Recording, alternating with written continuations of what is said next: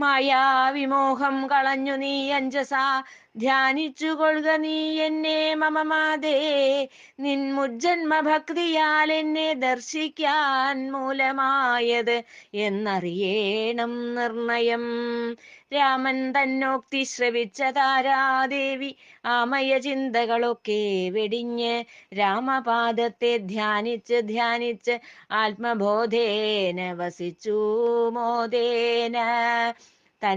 രാമൻ തന്നാജ്ഞയാൽ എത്രയും അഞ്ജസാ വാനരശ്രേഷ്ഠൻ തൻ സംസ്കാര കർമ്മങ്ങൾ എത്രയും നിഷ്ഠയായി ചെയ്തു സുഗ്രീവൻ തന്നഗ്രജനെ മോക്ഷപന്ഥാവിലെത്തിക്കാൻ. രാമൻ തന്നാജ്ഞയെ മാനിച്ചു ലക്ഷ്മണൻ വേഗേന ചെന്ന് കിഷ്കിന്ധാപുരി തന്നിൽ ആദിത്യതനയനെ പാർത്ഥിവനാക്കാനായുള്ള കാര്യങ്ങളൊക്കെയൊരുക്കാൻ. ശാഖാമൃഗങ്ങൾ തൻ പാലനമേറ്റ് രാജാധിപത്യം വഹിച്ചു സുഗ്രീവൻ ബാലി തന്നാത്മജനായ അംഗദനെ യുവരാജാവായി അഭിഷേകം ചെയ്യിച്ചു മോദേന. പിന്നെ പ്രവർഷണഗിരി ശൃംഗം തന്നിൽ ചെന്ന് വസിക്കാൻ വ്യഗ്രത പൂണ്ടിട്ടങ്ങ് അന്നേരം തന്നെ ഗമിച്ചു ദാശരഥർ സുന്ദരമായ പന്ഥാവിലൂടെ. കാറ്റും മഴയും ഇളം വെയിലുമെല്ലാം ഏറ്റമുള്ളൊരു ഗുഹയുടെ ചാരെ കാർത്തസ്വരമണി പോലെ വിളങ്ങുന്ന കേസരി പ്രവരരാകും ദാശരഥരെത്തി. പക്ഷിധ്വജനാകും ഭഗവാനെ ദർശിക്കാൻ സിദ്ധയോഗീശ്വരും മറ്റും മർത്യരുമെല്ലാം പക്ഷിമൃഗാദികൾ തൻ രൂപം ധരിച്ച് പർവ്വതസാനുവിലെത്തിച്ചേർന്നു. തത്ര സമാധിസ്ഥരായി കഴിഞ്ഞവർ എത്രയും വാസരങ്ങളോളം നിർണയം യുദ്ധമൊരു ദിനം രാമനുത്ഥാനം ചെയ്തപ്പോൾ ഭക്തിയാൽ ലക്ഷ്മണൻ യുദ്ധം കഥിച്ചു. കേൾക്ക നീ സോദരാ, വർണ്ണാശ്രമികൾക്ക് മോക്ഷപ്രദമാകും മാർഗങ്ങളെല്ലാം സാദരം വർണ്ണിച്ചു കേൾപ്പിക്ക എന്നെ. പാരമതിനാഗ്രഹം ഉണ്ടെന്നറിഞ്ഞാലും ബ്രഹ്മനും വ്യാസനും നാരദനുമെല്ലാം നിന്നെ ഭജിച്ചെന്നും നിർമ്മലരാകുന്നു. ഭക്തനാമവിയായ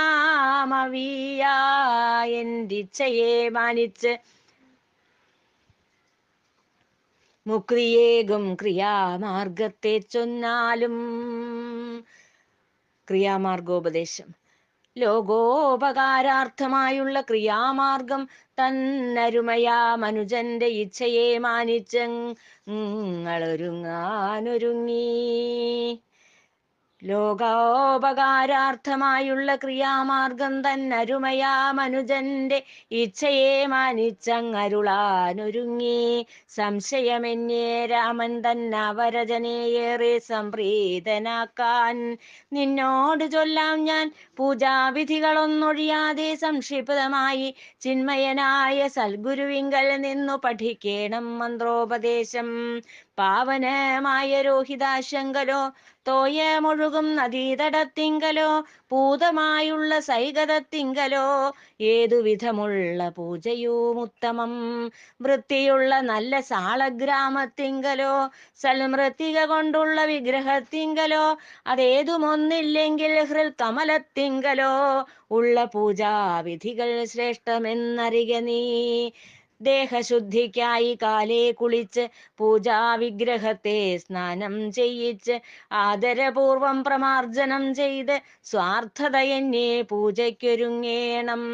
ശുദ്ധതയാർന്ന വസ്ത്രം ധരിച്ച് ശുദ്ധമുത്സ്രയിൽ കുശപ്പുല്ലു വിരിച്ച്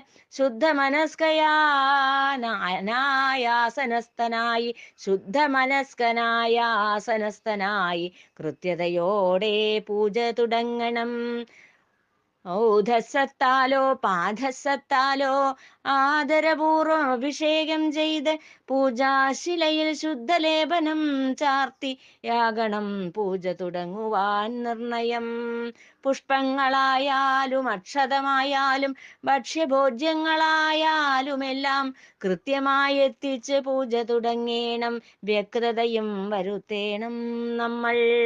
ആചാര്യസ്ഥാനത്ത് ഞാനെന്ന് കൽപ്പിച്ച് വേദതന്ത്രോക്തമാം മന്ത്രങ്ങൾ ചൊല്ലി പൂജാപുഷ്പങ്ങളാൽ അർച്ചന ചെയ്ത് മനം പാവന ഭക്തിയാൽ ശ്രേഷ്ഠമാക്കേണം.